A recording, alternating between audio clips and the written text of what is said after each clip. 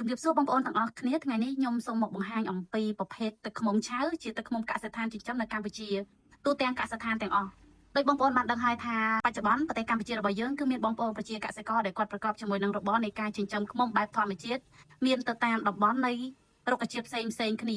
អញ្ចឹងសម្រាប់កសិដ្ឋានចិញ្ចឹមឃ្មុំទូទៅភាគច្រើនគឺគាត់យកឃ្មុំទៅចិញ្ចឹមនៅតាមតំបន់ចម្ការផ្សេងគ្នាហើយយើងក៏ហៅទឹកឃ្មុំទាំងអស់នោះទៅតាមប្រភេទនៃរុក្ខជាតិនោះដូចគ្នាដូចនេះគឺជាប្រភេទទឹកឃ្មុំផ្កាកដែលយើងចិញ្ចឹមនៅចំការកជាទូទៅសម្រាប់ផ្កាកគឺរីកនៅចន្លោះចាដើមខែមួយបងប្អូនអញ្ចឹងប្រភេទទឹកឃ្មុំនេះដែលយើងហៅថាជាទឹកឃ្មុំដែលល្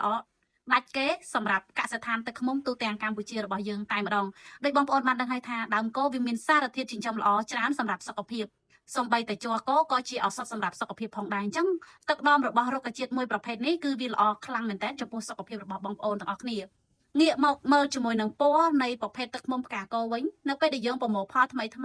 គឺពណ៌របស់វាលឿងស្អាតមែនតើណាបងប្អូនចាតែបច្ចុប្បន្ននេះគឺយើងប្រមូលផលតាំងពីខែ1មកដល់ថ្ងៃនេះដែលខ្ញុំធ្វើវីដេអូ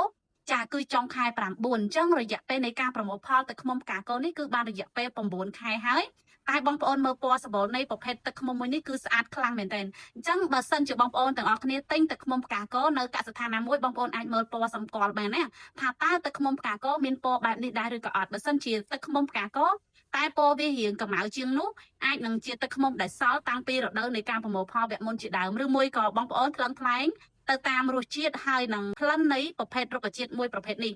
គឺជាទឹកឃ្មុំផ្កាកដែលកសិដ្ឋានរបស់យើងខ្ញុំកំពុងតែដាក់លក់សម្រាប់បងប្អូនទាំងអស់គ្នាដែលគាត់ចង់បានប្រភេទទឹកឃ្មុំលេខ1យកទៅប្រើប្រាស់ដើម្បីសុខភាព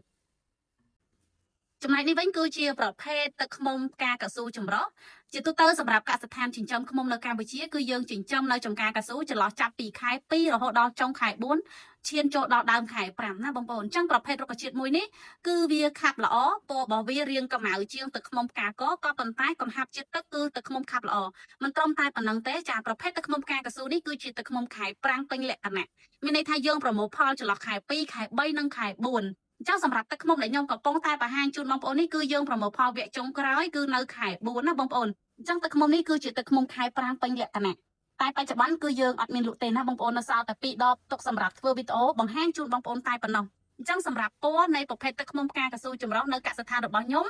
ំបច្ចុប្បន្នគឺយើងប្រែប្រួលពណ៌សម្បុរបែបនេះហើយបងប្អូនទាំងអស់គ្នាចំណែកនេះវិញគឺជាប្រភេទទឹកឃ្មុំផ្កាមានបាត់ដំបងឬក៏យើងហៅថាផ្កាមានបៃលិនចាអញ្ចឹងសម្រាប់កសិដ្ឋានរបស់យើងខ្ញុំបច្ចុប្បន្នគឺយើងបានបំលាស់ទីយកឃ្មុំទៅចិញ្ចឹមនៅតំបន់ចំការមានមកខាងប៉ែកបាត់ដំបងហើយនិងប៉ៃលិនអញ្ចឹងសម្រាប់ការប្រមូលផលវិញប្រភេទទឹកឃ្មុំនេះគឺជាទូទៅយើងប្រមូលផលចន្លោះចាប់ពីខែ5រហូតដល់ចុងខែ11ណាបងប្អូនអញ្ចឹងសម្រាប់ទឹកឃ្មុំភាគច្រើនបងប្អូនគាត់តែងតែសួរថាតើទឹកឃ្មុំខែវស្សាល្អអត់ឬមួយក៏មិនសូវជាល្អអញ្ចឹងសម្រាប់ទឹកឃ្មុំនៅកសិដ្ឋានរបស់យើងខ្ញុំគឺធានាជូនជាទឹកឃ្មុំដែលខាប់ល្អប្រមូលផលតើតែទឹកឃ្មុំនឹងចាស់ល្អណាបងប្អូនអញ្ចឹងសម្រាប់កំហាប់ជាតិទឹកនៃប្រភេទទឹកឃ្មុំផ្កាមានបៃលិនឬក៏មានបាត់ដំបងនេះចាជាទូទៅបើយើងប្រៀបធៀបជាមួយនឹងទឹកឃ្មុំផ្កាកស៊ូផ្កាកវារៀងអត់ខាប់ដោយពីរប្រភេទនេះទេក៏ប៉ុន្តែបើនិយាយអំពីក្លិនវិញគឺក្រអូបឈ្ងុយបើនិយាយអំពីរសជាតិវិញគឺផ្អែមជាប់ចិត្តតែម្ដងណាអញ្ចឹងសម្រាប់ទឹកឃ្មុំផ្កាមានផ្កាកស៊ូហើយនិងផ្កាកដែលមាននៅកសិដ្ឋានរបស់យើងខ្ញុំកំពុងតែដាក់លក់នាពេលបច្ចុប្បន្ននេះចាបងប្អូនអាចដាក់ការកំងមួយណាក៏បានដែរគ្រាន់តែទឹកឃ្មុំចិញ្ចឹមយើងមានទៅតាមប្រភេទនៃរុក្ខជាតិនីមួយចាបែងចែកទាំងក្លិនទាំងពណ៌ទាំងការប្រមូលផលនៅខែផ្សេងគ្នានៅតំបន់រុក្ខជាតិផ្សេងគ្នាដូច្នេះហើយទាំងពណ៌ទាំងរសជាតិក៏អត់ដូចគ្នាដែរណាបងប្អូនអញ្ចឹងសម្រាប់បងប្អូនដែលគាត់មានតម្រូវការប្រើប្រាស់ទឹកឃ្មុំជាឱសថឬមួយក៏យកទៅប្រើប្រាស់ទៅលើតម្រូវការផ្សេងបងប្អូនអាចជួយគាំទ្រជាមួយនឹងទឹកឃ្មុំរបស់កសិដ្ឋានរបស់យើងខ្ញុំដើម្បីជួយគាំទ្រផលិតផលក្នុងស្រុក